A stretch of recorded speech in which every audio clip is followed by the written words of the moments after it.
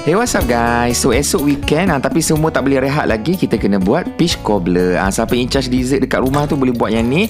Korang ambil satu tin buah peach. Kita tak nak air dia, kita nak buah dia saja. Korang letakkan 1/4 cawan gula, and then tambahkan ni cinnamon ataupun serbuk kayu manis. Siapa tak makan cinnamon jangan risau, letak je. Dia tak akan rasa sangat nanti. Okey, ambil 1 cawan tepung gandum, setengah cawan gula, 2 teaspoon baking powder, and then garam sikit. Lepas tu 2/3 cawan fresh milk, and then masukkan 1 biji telur, 1 penutup kecil asam vanila, kacau sampai sebati, and then korang ambil 2 sudu butter, korang cairkan sekejap saja. Lepas tu kita layerkan butter dulu kat bawah, lepas tu letakkan adunan tu kat atas, and baru letak kita punya buah peach dekat atas.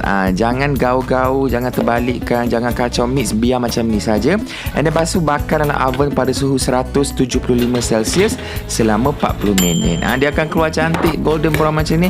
Boleh serve makan panas-panas. Buat buka puasa boleh, tapi I think better makan time morih kot lagi enjoy.